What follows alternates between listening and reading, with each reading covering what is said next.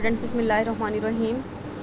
Today we are going to study phrase structure rules. अब phrase structure rules जो है ना, ये आपको मैंने बताया था कि आपको पेपर में जो है ना क्वेश्चन मस्ट आता है, वो या ट्रांसफॉर्मेशन जनरेटिव ग्रामर पे आता है या जनरेटिव ग्रामर पे आ जाता है, या फिर आईसी एनालिसिस पे आता है, या फिर जो है एक आपका था आईसी एनालिसिस पे आता है, और एक ये फ्रेज स्ट्रक्चर पे आता है। और सम टाइम जो है आपसे इन सब का जो है ना कंपेयर एंड कंट्रास्ट या डिफरेंसेस वगैरह पूछ लिए जाते हैं, तो इसलिए आपको ये सारे कॉन्सेप्ट जो है ना वो क्लियर होने चाहिए। In generative transformational grammar theory phrase structure rules illustrate mathematically और knowledge of how the basic units of a sentence are assembled. मतलब इसमें जो है ना हम लैंग्वेज की स्टडी मैथमेटिकली करते हैं। मतलब मैंने आपको जब ट्री डायग्राम सिखाई है ना, तो मैंने आपको बताया है कि आपने जो है उसमें साथ साथ आपने वो जो है ना ट्री डायग्राम को ऐसे बनाना होता है जैसे कि आप कोई मैथ का न्यूमेरिकल या फिजिक्स का न्यूमेरिकल कर रहे होते हैं, कि मतलब उसमें अगर आपका एक भी मिस्टेक आपके कर देते हैं, एक प्लस माइनस जो है आगे पीछे हो जाता है, या एक भी ज़ीरो जो है वो कम ज़्यादा हो जाता है, तो आपका पूरा क्वेश्चन जो है वो गलत हो जाएगा। इसी तरह से ट्री डायग्राम जो है ना, ये भी बहुत आपको कॉन्शियसली इसको बनाना पड़ता है। जब भी आपने जो है ट्री डायग्राम को जो है ड्रॉ करना है, उसको समझना है, तो आपने ये बात माइंड में रखनी है कि आप जो है ना कोई मैथ का क्वेश्चन करने जा रहे हैं और उसमें आपको जो है बिल्कुल भी कोई गलती की गुंजाइश नहीं मिलेगी। There is limited number of rules which serve to reflect the linguistic competence and knowledge of a native speaker.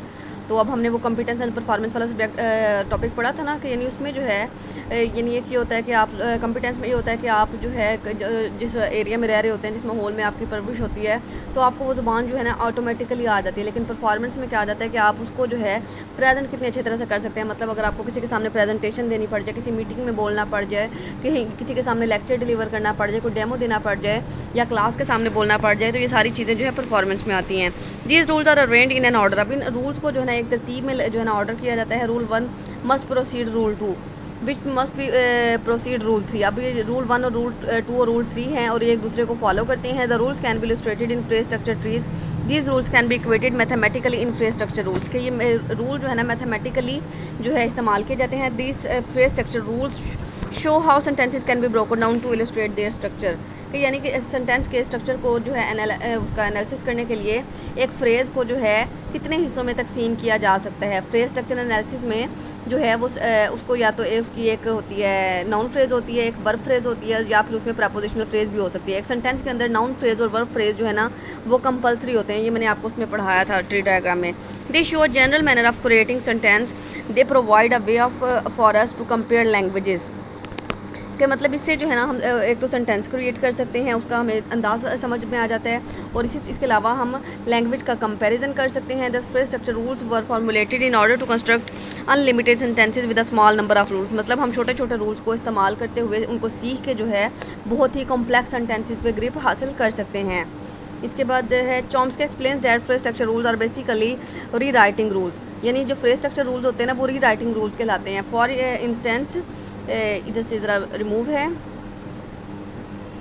Sentence can be rewritten as a noun phrase plus a verb phrase. मतलब एक sentence जो होता है ना वो इन दो चीज़ों से मिलकर बनता है। एक तो उसमें नाउन फ्रेज मस्ट होती है, एक वर्ब फ्रेज मस्ट होती है, और इसके अलावा प्रेपोजिशनल फ्रेज भी उसमें ऑप्शनल होती है। In this notation of transformational grammar this rule is written as, मतलब sentence is equal to NP मतलब नाउन फ्रेज एंड VP मतलब जो है वर्ब फ्रेज। S जो है सेंटेंस के लिए है, NP जो है नाउन फ्रेज के लिए है, और VP जो है वर्ब फ्रेज के लिए है। मतलब NP और VP मिलके एक सेंटेंस बनाते हैं। Sentence consist of a noun phrase followed by a verb phrase.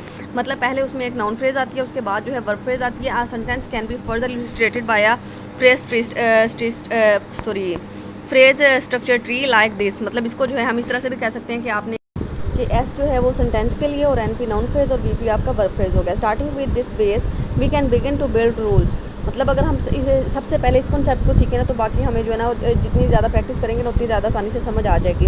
Which will allows to generate an infinite number of sentences. मतलब हम इस तरह से जो है एक स्मॉल सेंटेंस से पहले हम जो है ना स्मॉल फ्रेज से स्टार्ट करवाते हैं। मैंने जो ट्री डायग्राम आपको सिखाई है ना, उसमें मैंने ऐसे किया है कि आपको नाउन फ्रेज की एग्जांपल्स करवाई हैं, वर्ब फ्रेज की एग्जांपल्स करवाई हैं, फिर उसके बाद सिंपल सेंटेंसेस करवा के फिर उसकी तरफ हम कंपाउंड की तरफ गए हैं।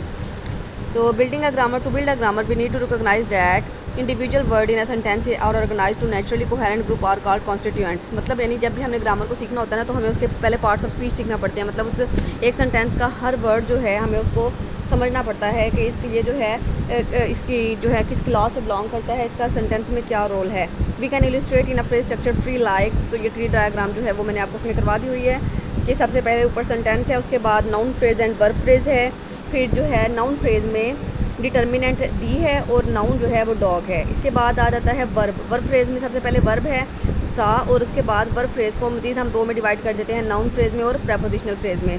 अब नाउन फ्रेज़ में क्या क्या है, आ मैन, आ जो है डिटर्मिनेंट है और जो है एन जो है आपका मैन है, नाउन है, मैन जो है वो आपका नाउन है। इसके बाद प्रेपोजिशनल फ्रेज़ में आपका जो आपकी जो प्रेपोजिशन है वो इन आ गई है, और उसके बाद फिर उसको नाउन फ्रेज़ में डिवाइड करते हैं। नाउन फ्रेज़ में आपका एक डिटर्मिनेंट आ गया दी, और एक जो है आपका नाउन आ गया पार्क। ये आपकी ये वाली ट्री डायग्राम है। बाकी आपने जो है उधर ट्री डायग्राम वाले लेक्चर को अच्छे से समझना है, उसकी प्रैक्टिस करनी है। They are explain by these rules. अब इसको हम इन रूल्स के ज़रिए जो है ना एक्सप्लेन कर सकते हैं कि sentence is equal to noun phrase plus verb phrase, और noun phrase is equal to determinant plus noun phrase, और noun phrase is equal to noun, और verb phrase is equal to verb plus noun phrase. ठीक है, ये आपने इसको समझ लेना है अच्छे से, और उम्मीद है कि आपको इसकी जो है समझ आ गई होगी। अब आपको तीनों कॉन्सेप्ट जो हैं वो समझा दिए गए, ट्रांसफॉर्मेशनल का भी, आईसी एनालिसिस का भी, फ्रेज स्ट्रक्चर का भी। तो अब आपको पेपर में किसी भी तरह से वो मोल्ड करके क्वेश्चन दे देता है, तो आपने बिल्कुल भी कंफ्यूज नहीं होना, इन्हीं को मिक्सअप करके आपने लिखना है। थैंक यू, अल्लाह हाफिज़, टेक केयर।